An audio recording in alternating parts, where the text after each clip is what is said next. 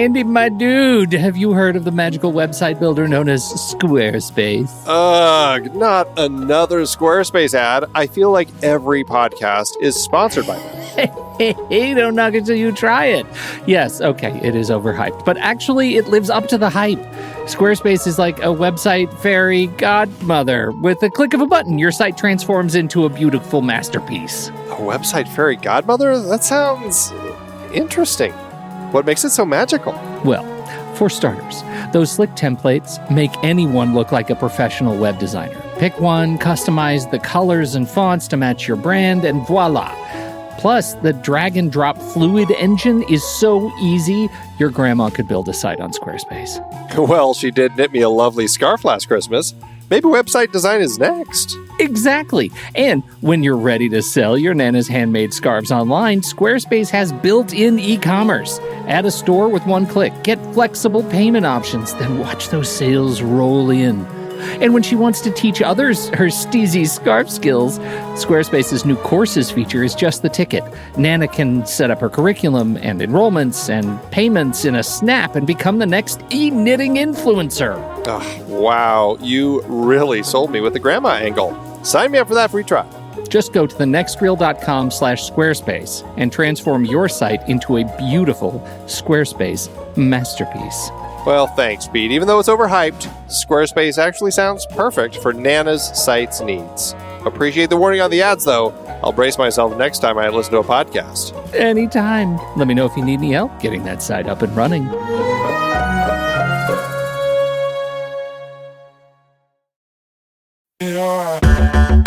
Andy, can you believe we've almost hit 700 episodes of The Next Reel? I know, it's crazy. And with all the other episodes in our family of podcasts, we are well over 1,200 episodes of movie conversation.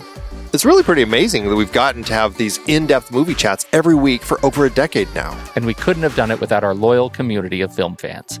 Their support over the years has meant so much. For sure. That reminds me, we should give the merch store a shout out. Buying shirts from thenextreel.com/merch is a great way listeners can continue to support the show. Plus, they get to sport our great designs. Absolutely. I think sometimes folks forget we have a variety of shirts, mugs, phone cases, and more available. In fact, a great place to start is with a shirt sporting the Next Reel's logo. We also have that classic Fast Times Spicoli Surf School tee, or the weirdly popular Rusty's European Tour shirt.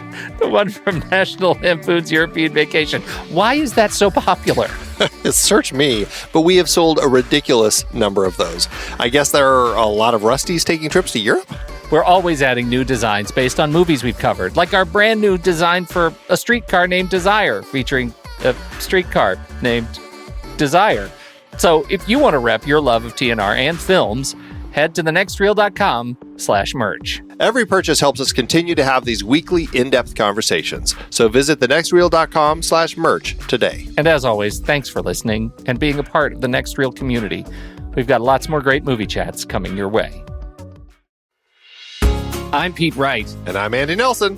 Welcome to The Next Reel. When the movie ends, our conversation begins. In just a matter of seconds, you're going to hear a classic episode of this show from back in the day when we called ourselves Movies We Like. It took us a while to settle into the show's format, so you'll notice some differences as you listen to these episodes. For instance, it takes us a bit of time to actually get into the conversation about the movie.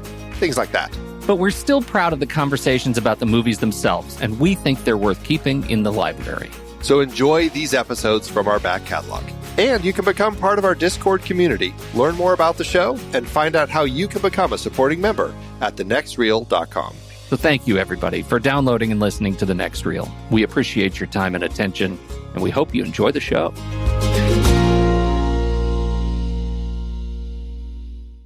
I know. I don't know what to do with myself. Yeah, I recorded that part. You recorded that? Yeah. So it's on the record. You recorded me saying that I don't know what to do with myself. I did. Great. I did that. That's a good start. How's your week? Well, it's been a rough one. Yeah, because you've been down. You've been ill. I've been ill. I've had bronchitis, which hasn't been fun, but I'm on my meds and I'm slowly healing. I'm not as bad as I was when I spent 2 days just laying in bed, but I'm still far from perfect. You're on your meds. I'm on my meds. Geriatric patient. But you had a chance to watch lots of movies. That's good news, right? Yeah, I guess that's the great thing about being sick is all I do is just lay there and watch movies. So it's while a curse, it's also a blessing because I can just sit. Any big highlights? Any highlights? Well, I tend to watch a lot of crap when I'm sick, because it's very easy to kind of nod off and fall asleep and come back and like half hour later and you don't feel like you've missed much. Yeah. So I watched the latest Saw movie. I haven't seen any of those. Not a one. Yeah. It takes, I don't know. It takes a certain stomach, I guess, for watching those films. I'm surprised that you are a connoisseur of the Saw films. Are we gonna? Or is that gonna be on the list? You betcha. No, I won't. I won't put us through that. It would be a little much. I don't know if I could do it.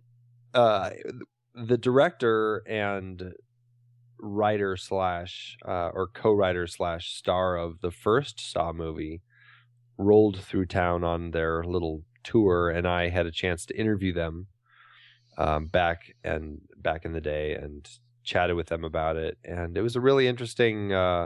It was just interesting talking to them about the film and how they came about it and all that, and I enjoyed the film. It had some fun twists and everything, and they've the people who've continued the series managed to keep while not necessarily wholly original stories coming at you, they always throw interesting twists in, and I mean they're horribly gruesome. They really are. They're just they're awful. I've seen clips. I've seen certain scenes.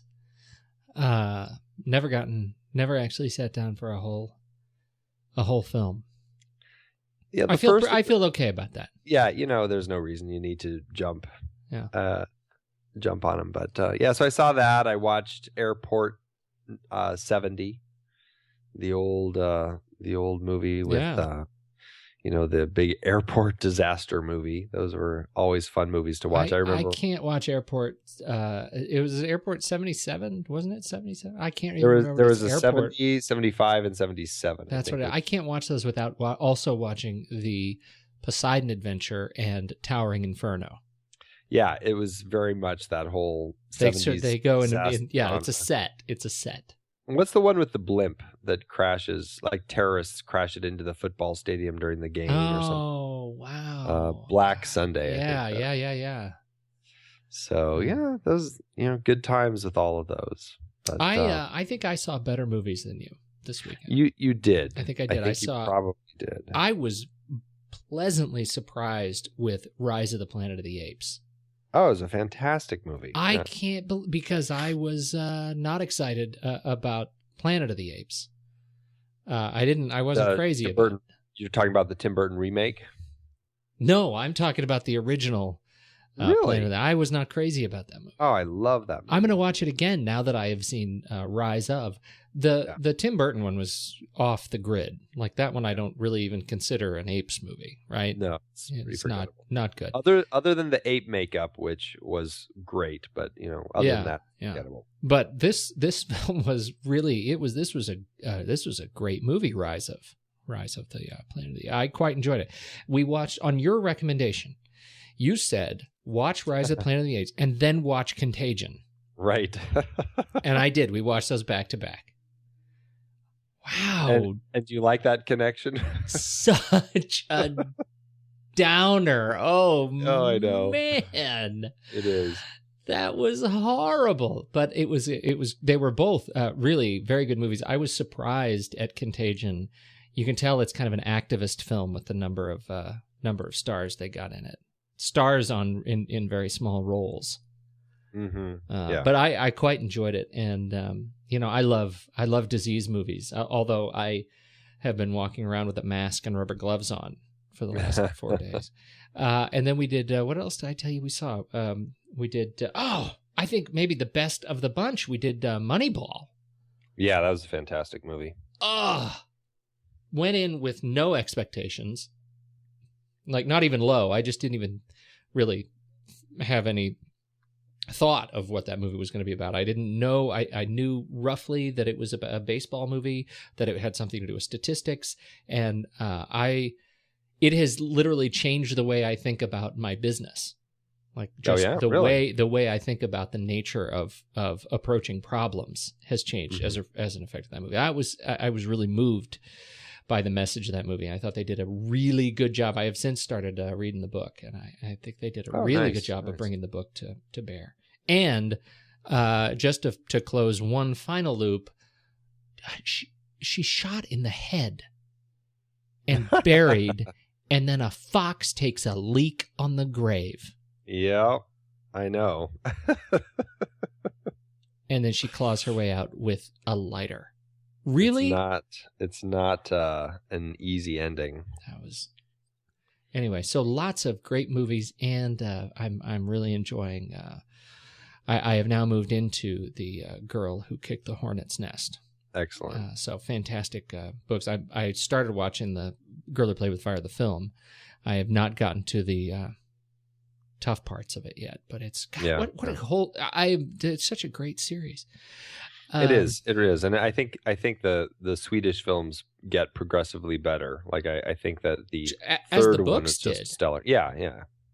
That surprises me too. I'm very excited to hear. So it's making me read. Knowing your recommendations, making me read these very quickly. Because I want to see them. I'm practically watching. I'm watching 5-minute segments as I finish each chapter. I just turn on the movie for just a few minutes. A terrible way to do that. Nice. I watched one other film, which actually I think ties in nicely with what we're going to talk about tonight. Okay. Which I don't know. Did you have something else to say before I throw this one in there? I did, but I want you to throw this one in anyway. Go ahead. One other film that I watched while I was feeling miserable and coughing everywhere. All the President's Men. Oh yeah. Did you watch that because of the movie?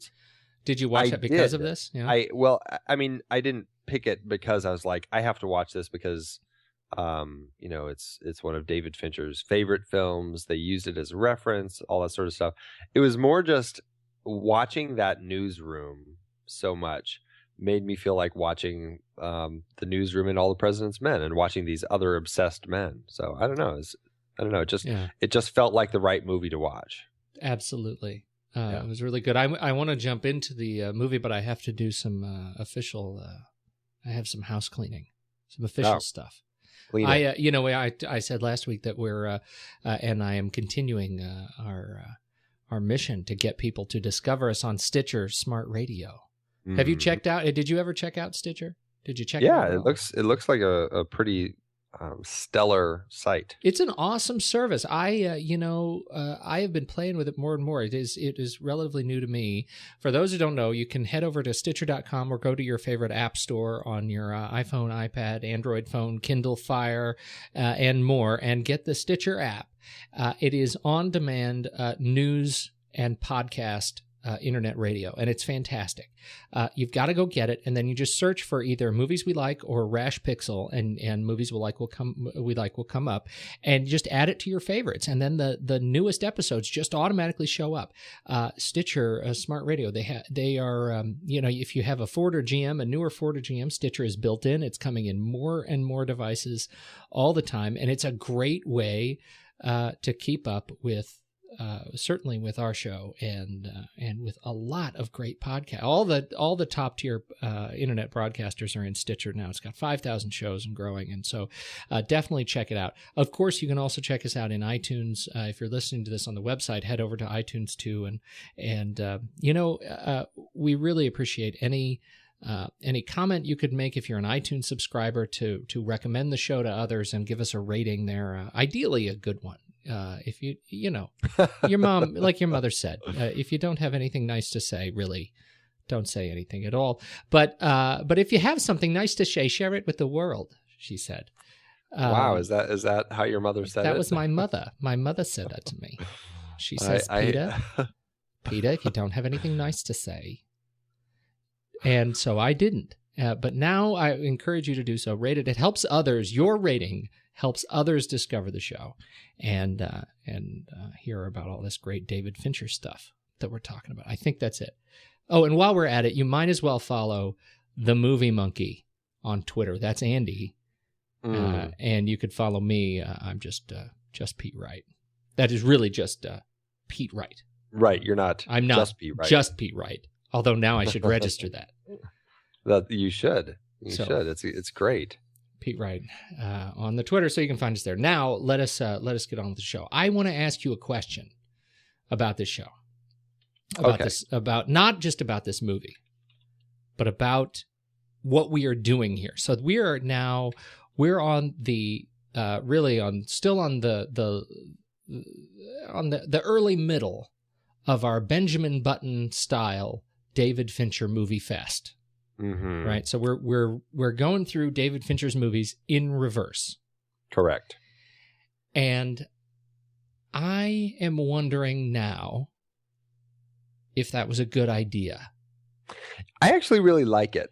Okay, tell me why. It's because one, we've seen all the films, so we know what's coming. What his earlier films were, and by doing it backward, it gives us kind of a sense as to where he went from what we're talking about now. Like, for instance, tonight we're talking about Zodiac, which we've already kind of discussed what he's done since, and we've looked at the tools that he's used, and now as we're delving into his past, we can start kind of looking at, well, this could be kind of the precursor to what he ended up doing in his later films. Oh, I think that's exactly okay. You're exactly right. I think there's no could about it to me. I mean, and that's sort of what gets to me. Like, I'm wondering, are you learning anything as you think critically about Fincher's career now in reverse? Are you coming to any sort of new realizations that you hadn't, any new connections that you hadn't made for yourself before, as a film theorist? As far as his films, well, I'm just looking at them and I'm watching the path he's taken, and I'm really seeing the trends that he's kind of traveled in his stories that seem to be the ones that, the films that he's ended up making, he really, so far, the films really have a lot to do with people who are really obsessed with something. Or kind of lonely people who are kind of disconnected from the world around them. Those seem to be kind of the two stories that draw Fincher in, and those are the stories that he likes to tell, or the ones that he ends up getting financed to tell. Well, okay, so all right, then I cede the point. I agree with you. I mean, I am certainly learning something going backward in time here. It just makes it difficult. I'm finding myself challenged to talk about the progression of Fincher maturing as a filmmaker when Zodiac not so much, but I can feel the next series, the next sort of the sort of first half of his major motion picture career, I'm going to be struggling to say some of those words, and so I'm anyway. It's hard to see growth when you're going backwards. It's dumb to even say that out loud. Like, means it's just words. So let's talk about. Can we run the numbers of this movie first? And this movie didn't do well. It was a bomb. Struggled.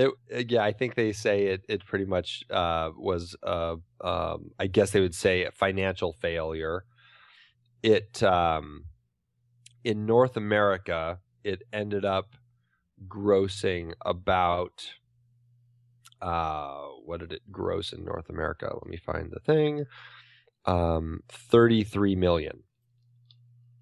Which is just under half of what it cost, right? It cost about 60 some odd million, 65 million, something like that.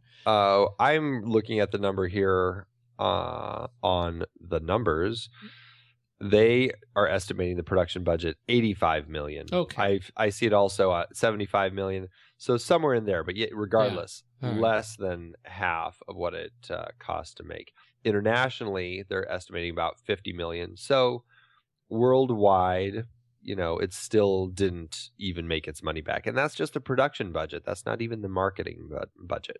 Right. DVD sales certainly helped. Domestically, the estimates are 21 million. But even then, that's not going to make back its the costs in advertising and everything else. So this movie was made at a loss, and yet, in general, critical reviews were positive. Very positive.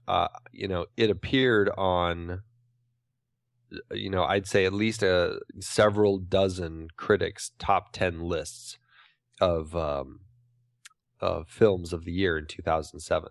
It did really, really well critically. And the people who saw it, I think, really connected with it and felt that it was a fantastic film. I haven't talked to anybody who's seen it who didn't like it. I know there are some critics who didn't, and obviously, there probably are people out there who saw it and didn't like it, but you hear this movie, so here's a question that gets back to what I was talking about just a second ago about the sort of progression of David Fincher. I have heard just in reading the sort of reviews and preparing for this conversation that many reviewers see this as Fincher's masterpiece that has yet to be beat. Yeah. What do you say to that? As we're watching his films backward,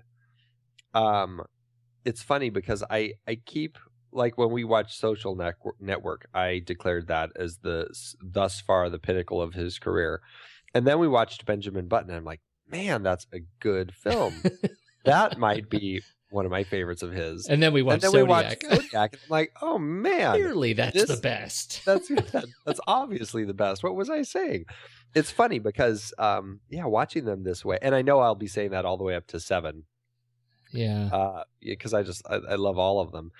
It's a stellar film, and yes, there are a lot of people who say that this was kind of the peak of his career, and I think a lot of that has to do with my sense is David Fincher is a director who many people feel has a very flashy style, and he always, I shouldn't say flashy, but does a lot of, we'll say, kind of very unique technical tricks in his films. They come across kind of, I guess I could say flashy. They do have some flash to them, but this one, it felt very restrained, very kind of just very methodical in the telling of a very methodical story about police and newspaper people trying to track down a serial killer. Okay, so we should step back and talk just a little bit about the genesis of the movie. Film is it is Zodiac. It is the procedural film that documents the tracking of the Zodiac killer throughout the 60s and 70s, and actually progresses. What is the overall time scope of time? It opens July 4th, 1969. Mm-hmm. And the last scene is in the 91, right? No, it's 92. It's 91. 91 in the airport, and so 69 to 91, and so it covers a long scope, and the material comes from the book Zodiac and Zodiac Unmasked by Robert Graysmith. Who is the not title character, who is the protagonist of the film, played by Jake Gyllenhaal. Right. And the cast is filled out by the fantastic Robert Downey Jr. as reporter Paul Avery for the San Francisco Chronicle, who I think does just a fantastic job. Mark Ruffalo plays the detective Dave Toschi, and let's see, Bill Armstrong, played by Anthony Edwards from ER fame. And our old pal Brian Cox. Brian Cox, who's in it again as Melvin Melvin Belli, the famed attorney, and I mean the cast is really impeccable. They do a great job. I think the real stand while everyone I think in here is really, really good. All the way down to small supporting roles. Yeah. It's unbelievable how well cast this is. Absolutely. The I don't even know what you call them. All the various potential Zodiac killers, from John Carroll Lynch to let's see who's it's gonna make me insane because I actually know the guy, and he's in one scene. He's the other. He's the Roger Rabbit. What's his name? Oh, Charles Fleischer. Charles Fleischer. Okay, yeah. I got a Charles Fleischer story. In my book, that is the scariest scene in the film. The Charles Fleischer. It is. Scene. It's very creepy. He's terrifying. And it's interesting listening to the filmmakers talk about it. It's kind of the most contested film or scene in the film, because it's the most my theory, I don't know, I haven't seen what you're about to say, but I would imagine it's contested for me because it's the most, in many ways, conventional kind of scare scene in the film.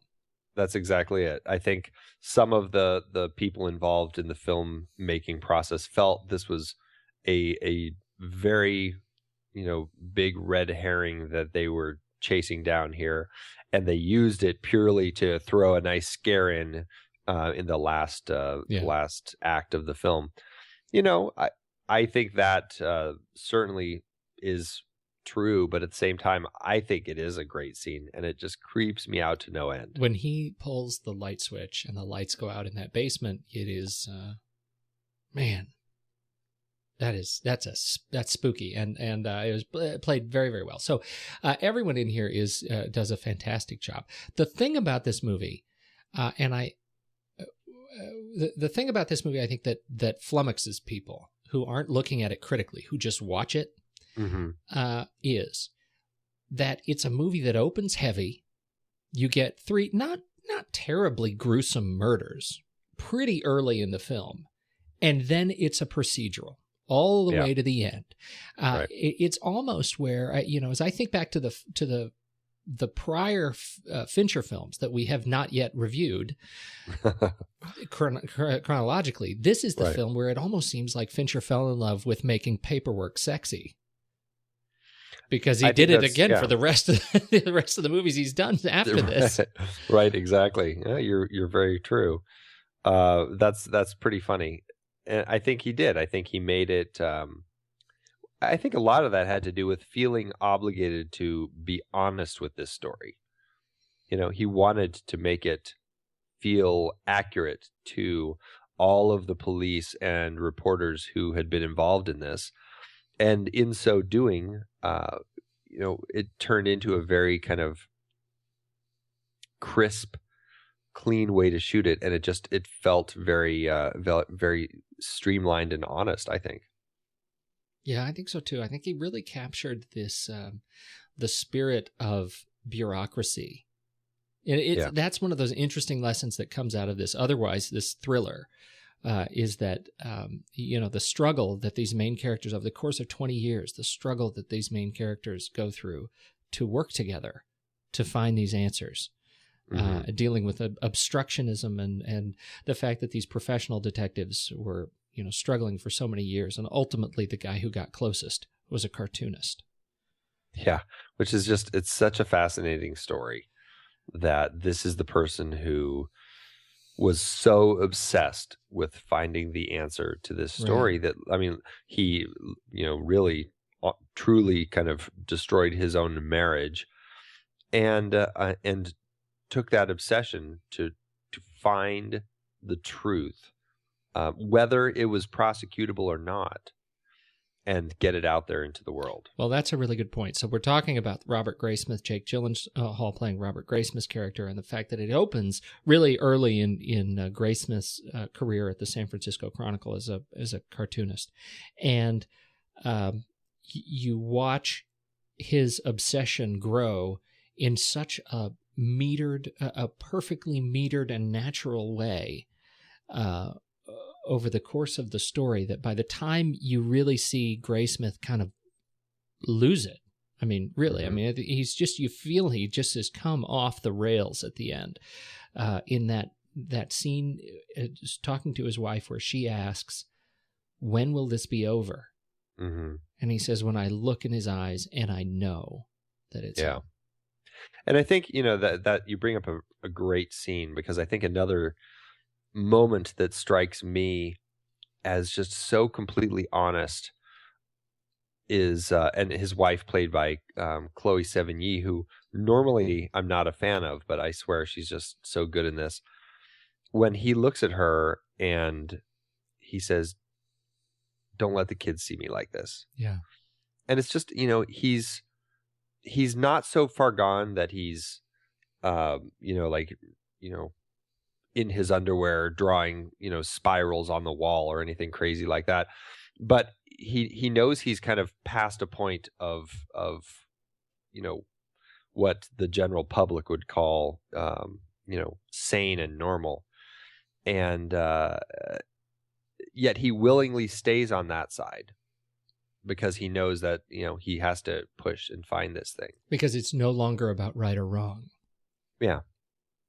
It's about looking in his eyes. That level, looking in his eyes. That's fantastic. And talk about a great scene when he goes into that Ace Hardware and goes up to Arthur Leigh Allen, played so creepily by John Carroll Lynch, which is funny because he's so lovable in Fargo, and then here he is, just one of the creepiest roles ever. Oh, the guy has made he's a fantastic character actor, and you're absolutely right. He's just really creepy. I don't want to derail you, but I want to talk about how they actually sort of constructed the Zodiac killer himself. Sure.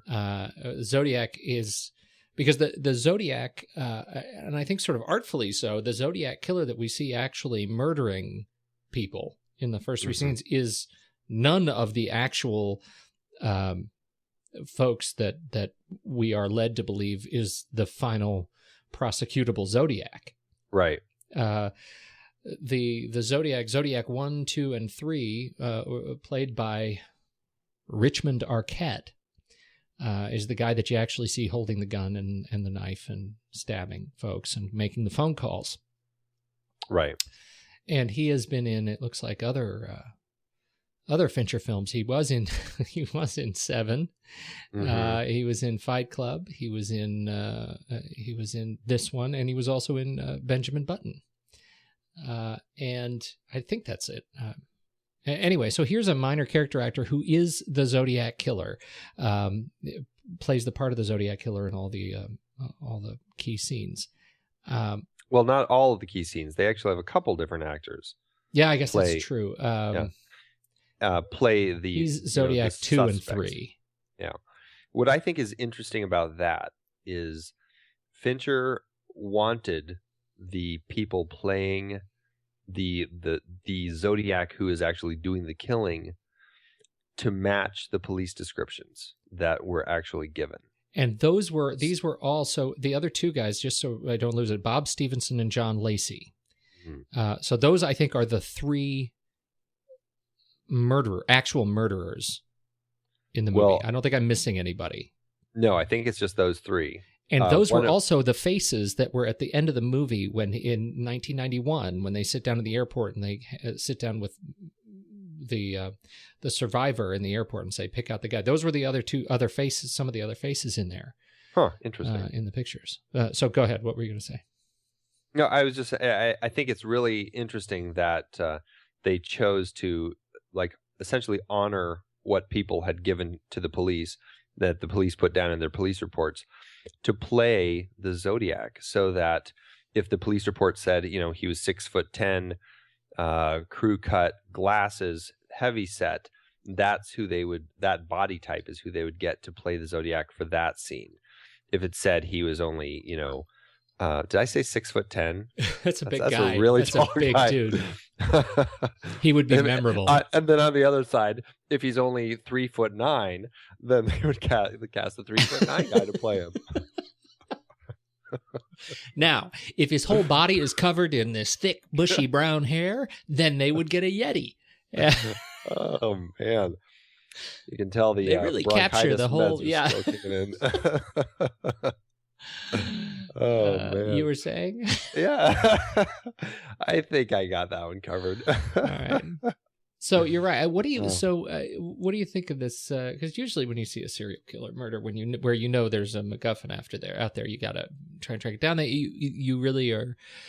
You're trying I remember the first time I actually got this movie home, and I didn't know that there were multiple people playing the Zodiac killer. I went back and actually watched it frame by frame to see if I could figure out who it was. That doesn't work. It doesn't work in this movie. It doesn't work in this one. No, it doesn't. Really beautiful. That was clever. There's a lot of cleverness in there. Well, and I think because of that, and because of the fact that the film stays so true to the reality of what happened, which is, to this day, we still don't know who the Zodiac killer was. Yes, some people think it was Arthur Leigh Allen, but some of the people out there don't think it was him. They feel that the DNA test that they did on one of the envelopes that didn't match his DNA proves that it wasn't him. There's still so many theories, and I think the fact that they so meticulously wanted to honor this case and what actually happened, so hence the film feels very unfinished when it ends. I think that is what, to some degree, kind of bothered people when they went expecting to watch, a serial killer movie and have that catharsis. Because in so many ways, this was not a serial killer movie. Right. That's the issue. This was not a serial killer movie. No, and I think what people miss is the moment where, I guess you could call it the climactic resolution of the film. And for me, I felt completely satisfied when I watched this movie, is the moment that I was talking about earlier, when Graysmith goes into the Ace Hardware where Arthur Leigh Allen works. He looks him in the eye, just like he said that's what he wanted to do. And even though he can't prosecute, even though he's not even a cop, he looks in his eye. Arthur Leigh Allen looks at him, gives him that just creepy look, and he knows. And I think for me, that was the resolution of the film. I didn't need to find out if he really did it or not, because that wasn't what the film was trying to get to. Well, and I think on that point, I think they really could have, stopped the movie right there. That could have been enough. To be true to the story, they did go in 91 and they did for the first time, they were able to show the lineup of suspect images to the first or the second. Those were right. The second. The chronologically the second attack he survived. Mike Mageau? Mike Mageau, right? Mike Mageau, played terrifically by Jimmy Simpson in this very brief bit, but I am a big fan of this dude from Is It Always Sunny in Philadelphia. Oh, right. That's what he's from. He's fantastic. He's just great. And so he actually points out, he says, with on an 8 out of 10 confidence level, he says, it's Arthur Leigh, and this is the guy who shot me. And then Arthur Leigh dies of a heart attack. Yeah. And they are never able to bring him in for final questioning, Arthur Leigh Allen. And so the story really sort of ends there. And yet there are still people out there who believe the Zodiac Killer is still around. The case is actually still open in 3 counties, apparently. Yeah, it's one that I think people will be hard pressed to find a resolution Yeah. to. So tell me how you feel about Mark Ruffalo. Oh, he's fantastic. I think this is some of his best work, actually. He was so good as Toschi. The frustration he put in the role, the obsession, at the same time the detective, I guess I would call it maybe that coolness that he has, the respect he has for the procedure. It was spot on. He was fantastic. The thing about this movie, and he's been in a ton of movies. Like, this is a guy who became successful overnight over the course of 20 years. He has been acting since he's been in movies since his first movie was 1992, and so the film itself, right, the Zodiac Killer, the story itself was also the premise for the Dirty Harry movie, right? Right. The Scorpio Killer. And Toschi, the real life Toschi, was the model for Dirty Harry. Right. Right. So knowing that going into Zodiac, you sort of expect Dave Toschi to be the Dirty Harry guy. Yeah. But man, Ruffalo does not play him that way. No, he really doesn't. He is as subtle and subdued, and just sort of quietly. He's sort of just quietly, frustratingly masculine, but not overtly, mannish. Does that make sense? I think so. He's not a bully. He's not a bully. He is just he's just He very human. Yeah, he's not running down the street tackling crooks. No, and you don't necessarily even get the feeling that he really wants to. Right. Yeah, I mean it's his job. He does his work. It's a very, in a sense, this does kind of, the detectives in this have that same sense in Seven, I feel, especially Morgan Freeman. Really gives it that procedural sense, we do this, we look for the evidence, we try to figure something out. 9 times out of 10 we don't catch the guy. How would you compare these two movies, Seven and Zodiac? Well, I mean, obviously they're both serial killer movies about a serial killer, yet they're drastically different in the sense that the crux of the story in Seven is the serial killer movie, and the much more of a cop thriller, I would say, whereas this one, like we already kind of said, it's very much more a police procedural.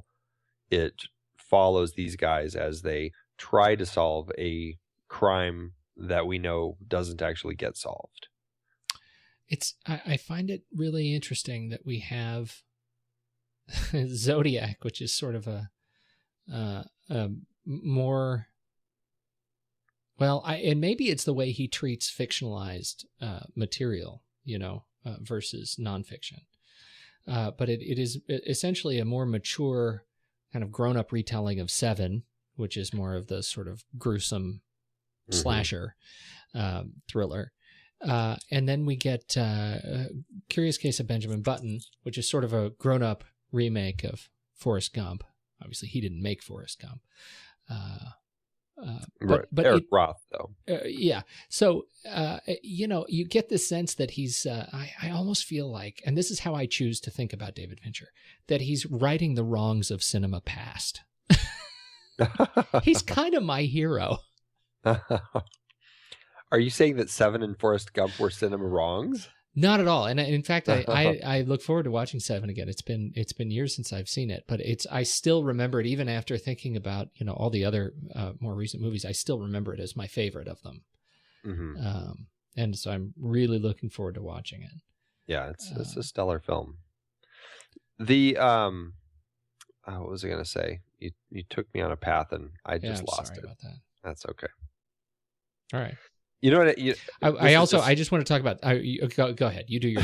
I just want to make this is my footnote. I want to hear you talk about settings, and as such, special effects. That's as a teaser. So you're going to need to talk about that, and then I forgot the second one. So I'll get back to that one. I will jump on that, which actually ties very well into what I was going to talk about. Okay. So it all came full circle. Oh, but cameras. Yeah. Sure. All right, you go. But before I do, I want to point out a very kind of peculiar note. Philip Baker Hall, who's a fantastic actor that I've loved forever, he's in this. He plays the handwriting analyst, Sherwood Morrill. And he's a very so good. He's so great good. guy. He's great. He was also in a movie that came out the year before, 2006, called The Zodiac, based on a true story, which is a really, really poorly received movie that was, quote, based on the true story of the Zodiac. It actually revolved around more just like I think specifically the first two crimes that happen up in Vallejo. But Philip Baker Hall is actually the Vallejo police chief in that film. So I think it's funny that he ended up in both of the Zodiac films. I remember seeing the trailers for these, and it was one of those things where it possibly even was like back-to-back trailers, which would have been very funny if I saw that in a theater, that they put them back-to-back. Seeing both of these Zodiac trailers, I'm like, what is going on with the Zodiac right now? There's all these Zodiac movies. And he's in both of them. He's in both of them. That's too funny. So funny. He's you know, just the guy he's one of those guys who turns up in everything. You'll see him now on Modern Family. Not every week, but he's the crotchety, angry old neighbor. He pops in every now and then. On Oxygen, he's fantastic. He's been in the business since the 70s. I mean, he's just fantastic. Okay, so go. Anyway, that was my random little note. So, settings and visual effects. And this ties into what I wanted to talk about, which is another reason I think that David Fincher really wanted, and I shouldn't say I think, I mean, he specifically has said this, he really wanted to be true to this story, is he grew up in the San Francisco area, and it was his home, and he remembers all of this stuff happening when he was a kid. And because of that, he really, after he read the initial draft of the script that James Vanderbilt had written, and there was a lot more embellishing in that version. And Fincher decided to tell the story, but he really wanted to make it as true as possible to what really happened, because he didn't want to turn it into a movie that was essentially, pointing its finger at somebody, especially posthumously, who couldn't defend himself if Arthur Leigh Allen did happen to actually be innocent. So, I mean, David Fincher, James Vanderbilt, the screenwriter, and one of the producers, Brad Fisher, literally went out and tracked down like all the witnesses, family members, people related to the suspects, all of the investigators, all of the people at the Chronicle, the two surviving victims, like anyone who was involved. They actually went out and did interviews with all these people to really try to get a sense as to what really happened. And that's the story that they set out to tell, which I think is amazing that filmmakers really tried. I mean, it's almost a documentary approach that they took to telling this story. They spent, maybe I blacked out. I mean, they spent almost a year doing this. I mean, you can't really underscore that point enough, just how deep they got into the investigation itself. Right. It's something just popped up on my computer. Hold on. Is it about the Zodiac killer? It's an email with heavy breathing. That's right. It's creepy. Wow. I'm going to start crank calling you at night. Yeah. Anything? Thanks, man. Are you okay? Yeah, I'm okay. It's like, cookies started trying to open up on my thing. I don't know. Anyway, weird randomness that doesn't relate to this at all. So San Francisco. Mm-hmm. So jumping back into trying to make it as honest and true as possible, Fincher wanted to recreate the city that way as well. And just as an example, the intersection of Washington and Cherry, where the taxi driver gets killed, they went to that actual intersection and they looked at it, and they were trying to negotiate with the city of San Francisco to film there, and it was getting very complicated. The HOA didn't want them filming there after dark, and it was turning into a nightmare, and it didn't even look the same anymore. And Fincher is just like, you know what? Let's just blue screen it on a stage. We'll recreate the corner and do it all digitally, and we can have it exactly as it was back then. And so that's what they did. They shot it on a blue screen stage with, the actors and some vehicles, and then they basically put all the houses and everything in digitally, even some of the vehicles, because they wanted to really make it look like it did back then. I mean, it was amazing work that they did in this film to recreate San Francisco in the 60s, 70s, 80s. It is, one of the little exercises that's kind of fun is to, if you have the DVD and you haven't done this yet, and maybe this is in the making of stuff. I haven't seen it, but in the opening credit sequence, mm-hmm. there's a long fly-in over or in toward the city, over the ocean, in toward San Francisco of 1969.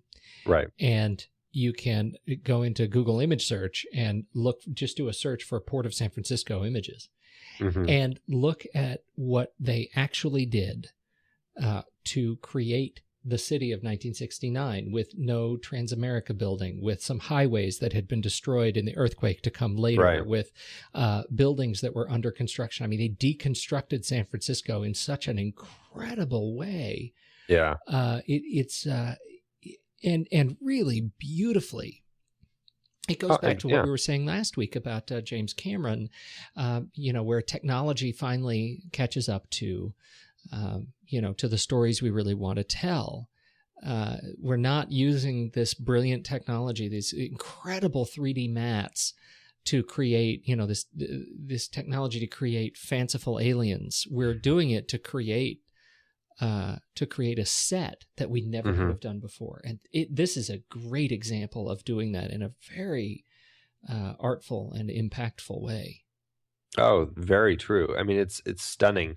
And this, this actually even harkens back to like when Ron Howard did Apollo 13 back in 95. Right.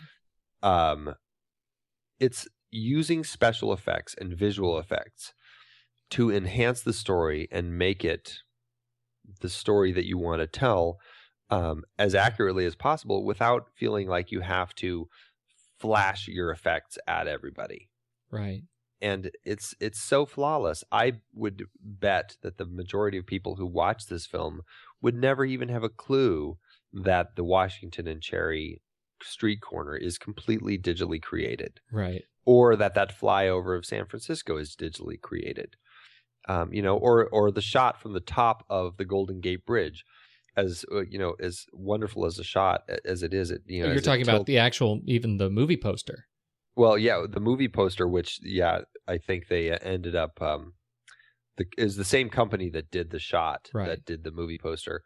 But that just amazing shot as the camera tilts down to the bridge and you see Graysmith's little orange car crossing the bridge as he heads north up to Vallejo. I mean, it's beautiful. It is beautiful. It is really beautiful. Now, the cameras, we had talked a little bit about this, that this movie was the first one that he did mostly digitally. Is that? Yeah, this was the first, I think this was actually the first film, period, that used the Vipers. It was not 100% digital. They did do some film work for the slow motion murder scenes, right? They used high speed film cameras to actually film those, but virtually the rest of it was all shot digitally with the Vipers. they're amazing cameras. They really are, as far as what you can get with the light that you have, and they really worked to do that. He and his DP on this one was Harry Savides, who he worked with on what did he work with on Harry on Fight Club, and the opening credits of Seven. Right. Oh, not No. Fight Club. Sorry, The Game. The Game, yeah. But he, like, for example, the basement scene, which we already talked about, that scene was basically lit with two, practical light bulbs just hanging from the ceiling. In scene practical light bulbs. Like that's right. Just basement light. Yep, exactly. And it's gorgeous and it's creepy and it's perfect. Yeah, it really is. Let's see. To other technical achievements, awards. Did this win anything? It didn't get nominated for anything, at least at the Oscars. This, it's one of those films. It came out in March. Unfortunately, it came out the same weekend as Wild Hogs, so which vastly outpaced Zodiac. It did, and then a week later, 300 opened, and we all know that 300 made just a record amount of money, and so it honestly just didn't even have a chance when it came out. And by the time the award season rolled around, it was largely forgotten. James Vanderbilt was nominated for Best Adapted Screenplay by the Writers Guild, and a couple other, it looks like the Chicago Film Critics Association and the Satellite Awards, but that's it. That's sad. That is sad thing. Not even visual effects. It's really well, and especially when you compare it to a film like 300, which made its name by telling a gigantic story with no restraint whatsoever, compared to Zodiac, which tells a small story with enormous restraint, and does so in a way that is just polished and elegant.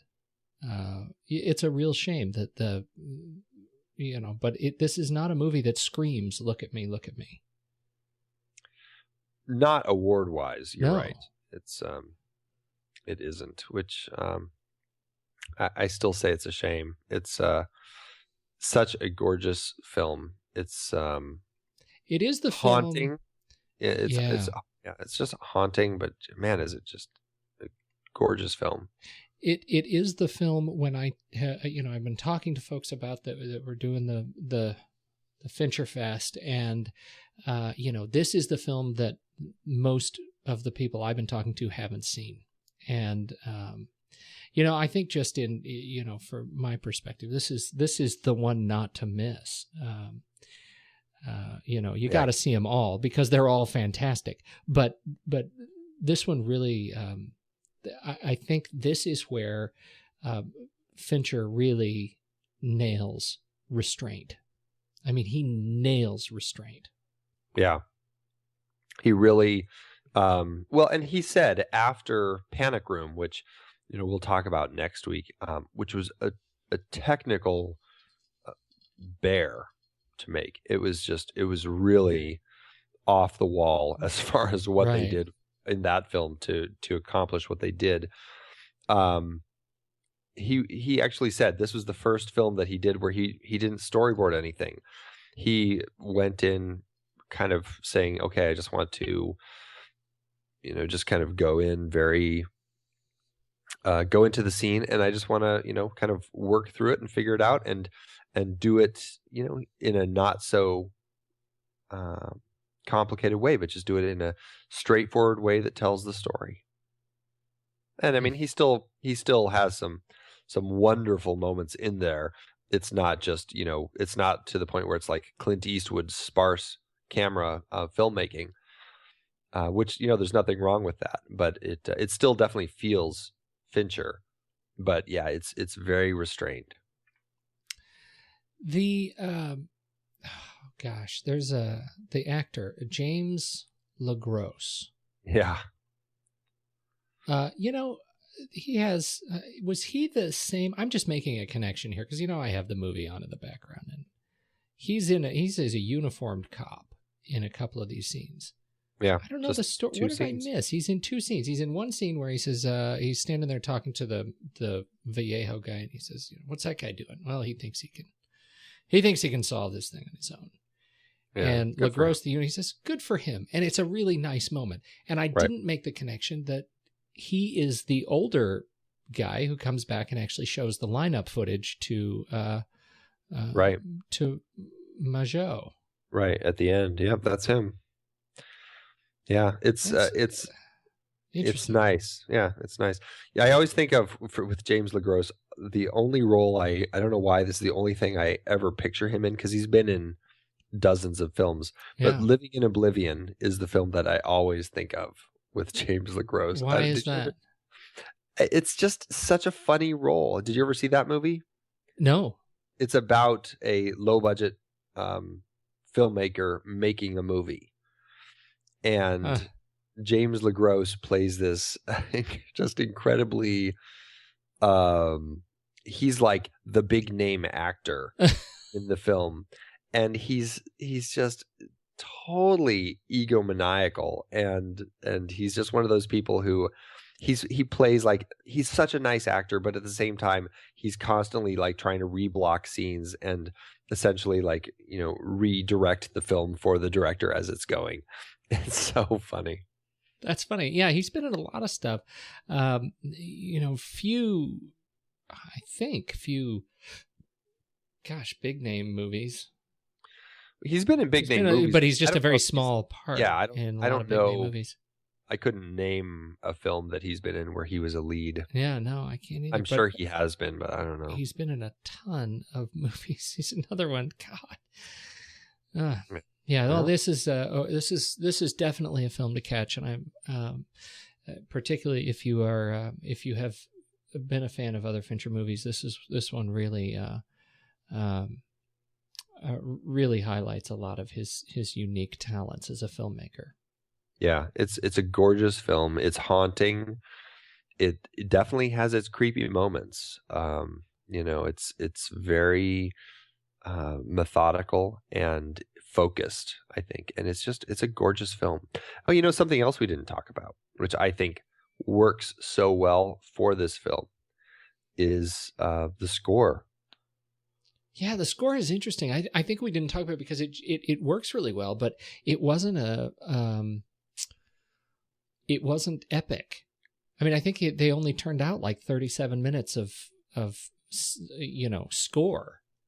Yeah, I mean, they weren't even, David Fincher originally didn't even want score in the film. It was going to be purely songs from the eras as it progressed from the 60s to the 90s. And then Ren Kleiss, his sound mixer of many films, as we know, said, there's a couple spots where we could use some music. And his favorite film score is The Conversation, Francis Ford Coppola's movie from 1974, which I think is a masterpiece film, which we definitely should talk about on this show. And David Shire did the music for that film. And it's a beautiful, beautiful score and very haunting as well. And so they got David Shire, who, for all intents and purposes, had essentially kind of retired from the business. They got him to come in and compose some music for it. And it's just haunting. It's simple. It's and man, it's so effective. Yeah, I think one of the gimmick is that the way he actually orchestrated the film, the score to support each character. They each have their own instrument. Mm-hmm. Zodiac is discordant strings. I think, what is it? Graysmith is piano lonely piano. And Tosky's the trumpet. Very kind of nice detective stuff. And he did a lot of atonal music, and he has, like what they say here, he said there's 12 signs of the Zodiac, and there is a way of using atonal and tonal music. So we use 12 tones, never repeating any of them, but manipulating them. Yeah, it's really interesting. It's very interesting. Is it a score that you listen to? Yeah, I love it. When I'm in the mood. It. Yeah, like that, The Conversation, when there's a mood, or if I'm writing, Like, it's just great music to have on. I mean, it's haunting music, but I love it. Okay, I'll check it out. Yeah, definitely do. All right. We are going to move into, let's see, what's next? What's next week? Is, I guess, the midpoint of Fincher's movies. It's Panic Room. I look forward to this. I Yes. do. I like Jodie. You know who was originally playing that role? Tell me. This is Should a I- spoiler. Should I Spoiler tell you now? alert. I'll spoil you. Gina I'll spoil- Gershon. I don't know. I'm guessing. Nicole Kidman. Oh, I can see that actually. She was playing the role and had to drop out after 3 weeks of shooting Huh. because she had blown a knee on Moulin Rouge and had to well, she'd blown a knee, and then her other knee started hurting while they were filming this, and the set medic or whoever it was that she went and saw said, "You can still be in the film, you just can't go on any stairs." And of course, this takes The whole place movie is on stairs. a 5-story townhouse. So That's good. so she had to drop out, and luckily within a week they were able to, I think, get Jodie in. So I'll be looking for a detailed analysis in which you compare Jared Leto's portrayal of Junior to Jake Gyllenhaal's portrayal of Graysmith. Because I see those two as completely physically interchangeable, confusingly interchangeable. I confuse them all the time. Oh, that's funny. Yeah. That's fun. Jared Leto, man, where are they now? We need a VH1. What is that thing? Where are Behind they the now? artists. Where are they now? I think it's just called "Where Are They Now?" Yeah. What's that thing called? You know, that "Where Are They Now" show. What's it called? Well, this is a good chat, man. It's good to catch up with you on this. I look forward to Panic Room next week, Mm-hmm. and we'll plow on from there. Yeah, we're just slicing right through these films. Slice and dice, Mm. slice and dice. I was trying to give it a little serial killer, creepy. Oh, that was wow. I didn't even make the connection. yeah. Here at The Next Reel, we've been passionately discussing movies week after week since 2011. That's a lot of movies and a lot of conversation. Sure is, Pete, and to be honest, it's a lot of work too, but it's work that we love. If you have been enjoying our show, we'd like to remind you that there are ways to support us even if you're not able to become a member just yet. You might have heard us talk about our new watch page where we've listed every movie that we've talked about paired with Amazon or Apple links to rent or buy the movie. Now we'd like to introduce you to our originals page. Let's take a trip down memory lane, Andy. Do you remember what the first film we discussed on The Next Reel was that was an adaptation? Well, let's see. It wasn't obviously our Indiana Jones series because those were all original. Then we did Charlie Kaufman. Oh, of course. It was adaptation from Susan Orlean's Orchid Thief. Exactly. We have covered quite a few adaptations over the years, and now we're providing a way for our listeners to delve into the original source material. That's right. Just head over to thenextreel.com/originals, and you can see the list of all the adaptations that we have discussed. From our David Fincher series, featuring The Girl with the Dragon Tattoo, The Social Network, Zodiac, Benjamin Button, and Fight Club, to our Paranoia trilogy with The Parallax View and All the President's Men, we have covered a variety of adaptations. Those were some great discussions, especially Fight Club. And let's not forget our baseball series with The Natural and Field of Dreams, adapted from Shoeless Joe. And Up in the Air and Thank You for Smoking. So many memorable conversations. Absolutely. And you know what's exciting? Each purchase you make through our links doesn't cost you any extra, but a percentage goes to support The Next Reel and our family of shows. You can support us while diving deeper into these fantastic stories, whether it's the paper, audiobook, or Kindle version. We've also included plays and movies. If they were the source, we've put it on there. So what are you waiting for? Head to thenextreel.com/originals, support The Next Reel, and get your next great read today. I'm off to reread Fight Club. Now, where did I put my Kindle?